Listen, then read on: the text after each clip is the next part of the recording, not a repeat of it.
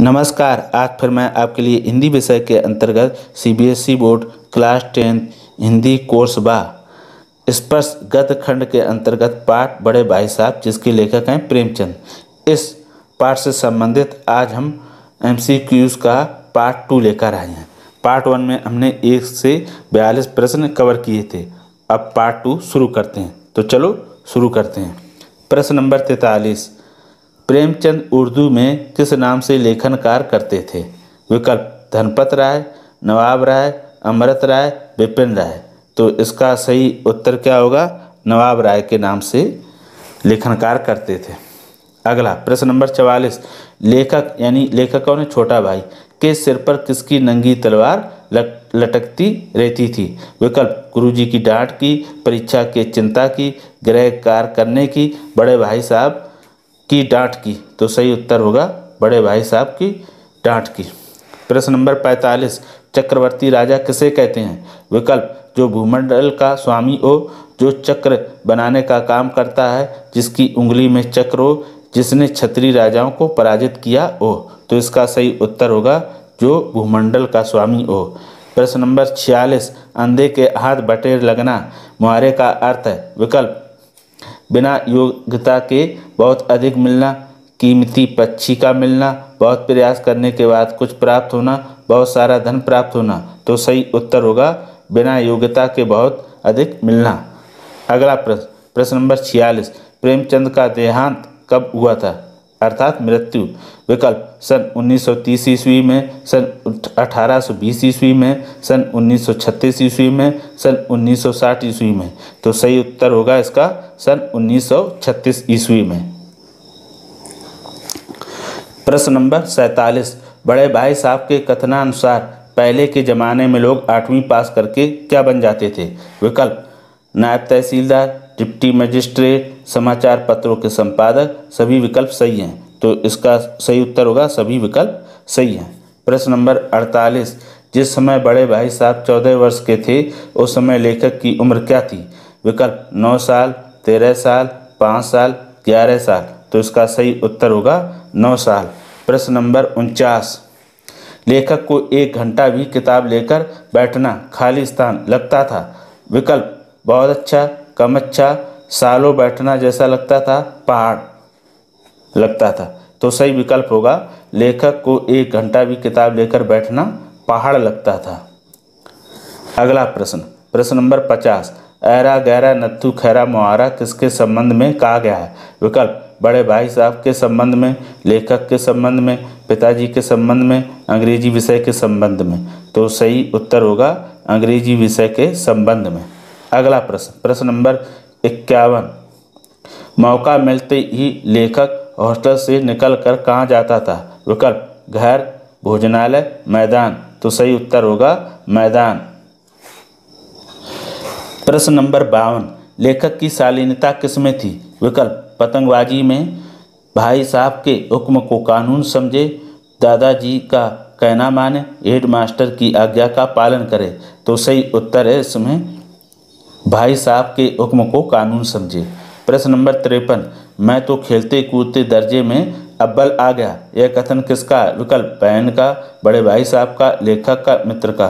तो सही उत्तर होगा लेखक का, क्योंकि लेखक क्या होता है, खेलता कूदता भी और उसके बाद भी पास हो जाता है, लेकिन उसके बड़े भाई साहब फेल हो जाती है। इसीलिए वो कहता है कि मैं तो खेलते कूदते भी दर्जे में, दर्जे का अर्थ है यहाँ कक्षा में, अव्वल यानी प्रथम स्थान। अगला प्रश्न नंबर 54, लेखक चटपट क्या बना डालता था? विकल्प टाइम टेबल, खाना, चाय, नोट्स। तो सही उत्तर होगा टाइम टेबल। जब भी उसके भाई उपदेश देते थे या डांटते थे तो वो क्या करता था, टाइम टेबल बनाकर पढ़ाई करने की तैयारी करता था। प्रश्न नंबर 55, बड़े भाई साहब कोई खेल क्यों नहीं खेलते थे? विकल्प उन्हें खेलना पसंद नहीं था, उनको खेलना नहीं आता था, उनके यहाँ खेल का मैदान नहीं था, वे खेलते तो छोटे भाई को कैसे रोकते? तो सही उत्तर होगा वे खेलते तो छोटे भाई को कैसे रोकते या समझाते। प्रश्न नंबर 56, जितना पैसा लेखक और बड़े भाई साहब की पढ़ाई में खर्च हो जाता है, उतने आधे में दादाजी क्या करते थे? विकल्प बाजार कर लेते थे, कुटुंब का पालन करते थे, अच्छे कपड़े लेते थे, विवाह हो जाया करते थे। तो तो सही उत्तर है कुटुंब का पालन करते थे। प्रश्न नंबर 57, मैं तुमसे 5 साल बड़ा हूँ और हमेशा रहूँगा, कथन किसका है? विकल्प लेखक का, बड़े भाई साहब का, मंझले भाई साहब का, बहन का। तो सही उत्तर होगा बड़े भाई साहब का। अगला प्रश्न नंबर 58, अम्मा और दादी द्वारा हमें समझाने और सुधारने का अधिकार क्या कर लेने से भी हमेशा बना रहता है? विकल्प दुनिया की विद्या पढ़ लेने से, एमए और डीलिट कर लेने से, 9वीं कक्षा पास कर लेने से, इनमें से कोई नहीं। तो सही उत्तर होगा दुनिया की विद्या पढ़ लेने से। ठीक, ये लेने लिखा है, लेने, इस तरह से। देखो, लेखक ये कह रहा कि हम कितनी भी शिक्षा या विद्या प्राप्त कर लें, लेकिन जो हमारी अम्मा और दादी का अधिकार है हमें समझाने और सुधारने डांटने का, वो कभी समाप्त नहीं होता, हमेशा बना रहता है। प्रश्न नंबर 59, हेड मास्टर के घर का इंतजाम कौन करता है या संभालता था? विकल्प उनकी पत्नी, उनकी बूढ़ी माँ, उनकी मौसी, उनके पिताजी। तो सही उत्तर होगा उनकी बूढ़ी माँ। भाई साहब के अनुसार समय की पाबंदी से क्या होता है? विकल्प इससे जीवन में संयम नहीं आता है, आदमी के जीवन में कष्ट आ जाते हैं, काम समय पर नहीं होता है, इससे जीवन में संयम आ जाता है। तो सही उत्तर है इससे जीवन में संयम आ जाता है। प्रश्न नंबर 61, लाख फेल हो गया हूँ लेकिन तुमसे बड़ा हूँ, संसार का मुझे तुमसे कहीं ज़्यादा अनुभव है, जो कुछ कहता हूँ उसे गिरे बांधिए, यह कथन किसका है? विकल्प लेखक का, बड़े भाई साहब का, दादाजी का, मास्टर साहब का। तो सही उत्तर होगा बड़े भाई साहब का। अगला प्रश्न, बड़े भाई साहब किसे सफल खिलाड़ी मानते हैं? विकल्प जिसका कोई निशाना खाली ना जाए, जो अच्छा व्यक्ति होता है, जो खेलने का प्रयास करता है, जिसका निशाना खाली जाए। तो सही उत्तर है जिसका कोई निशाना खाली ना जाए। अगला प्रश्न नंबर 63, जो व्यक्ति अपमान करता है उसका परिणाम क्या होता है? विकल्प वह संसार में प्रसिद्धि प्राप्त करता है, वह दीन दुनिया दोनों से चला जाता है, वह लंबे समय तक जीवित रहता है, वह व्यक्ति सभी को प्रिय हो जाता है। तो सही उत्तर होगा वह दीन दुनिया दोनों से चला जाता है। अगला प्रश्न नंबर 64, लेखक को अचरज कब हुआ? विकल्प जब वह फेल हो गया, जब वह कक्षा में अव्वल आया, जब वह मैदान में गया, जब भाई साहब ने डांटा। तो सही उत्तर होगा जब वह कक्षा में अव्वल आया, तो वह भी आश्चर्यचकित हो गया, है ना। उसे विश्वास ही नहीं हो रहा था कि वो क्लास में अव्वल आ जाए। क्यों? क्योंकि वो पढ़ाई कम करता था, खेलता कूदता अधिक था। प्रश्न नंबर 65, लेखक फटकार और घुड़कियाँ खाकर भी किसका तिरस्कार नहीं कर सका? विकल्प पतंग का, पढ़ाई का, भाई का, खेल कूद का। तो सही उत्तर होगा खेल कूद का। देखो, यहाँ पर ये कहा गया कि लेखक फटकार और घुड़कियाँ, यानी उसके जो बड़े भाई साहब थे उसको बहुत डांटते थे, फिर भी वह खेलना कूदना, तिरस्कार का अर्थ है बंद नहीं कर सका। प्रश्न नंबर 66, सालाना इम्तिहान में लेखक के पास होने पर उसके और बड़े भाई साहब के बीच कितने साल का अंतर रह जाता है? विकल्प 1, 2, 3, 4। तो सही उत्तर होगा 2 साल का अंतर रह जाता है। अगला प्रश्न नंबर 67, अगर उन्होंने फिर मेरी फजीयत की तो साफ कह दूंगा, आपने अपना खून जलाकर कौन सा तीर मार लिया, मैं तो खेलते कूदते दर्जे में अव्वल आ गया। उक्त कथन किसका है? तो विकल्प भाई साहब का, मित्र का, लेखक का, बहन का। तो सही उत्तर होगा लेखक का। अगला प्रश्न नंबर 68, लेखक ने पढ़ाई के लिए जो टाइम टेबल बनाया था उसमें हिंदी का समय क्या रखा था? विकल्प प्रातःकाल 6 बजे से 7 बजे तक, दोपहर 12 बजे से 1 बजे तक, शाम 5 बजे से 6 बजे तक, रात्रि 9 बजे से 10 बजे तक। तो सही उत्तर होगा इसका रात्रि 9 बजे से 10 बजे तक। अगला प्रश्न नंबर 69, भाई साहब के अनुसार किस विषय का विद्वान बनने के लिए दिन रात आंखें फोड़नी पड़ती हैं? विकल्प गणित, विज्ञान, हिंदी, अंग्रेजी। तो इसका सही उत्तर होगा अंग्रेजी, है ना। बड़े भाई साहब कहते हैं अपने छोटे भाई से कि अंग्रेजी का विद्वान बनने के लिए क्या करता है, दिन रात आंखें फोड़नी पड़ती हैं। अगला प्रश्न नंबर 70, लेखक को पुस्तकें कैसी लगती थी? विकल्प अच्छी, आँख फोड़, सुंदर, ज्ञानवर्धक। तो सही उत्तर है आँख फोड़।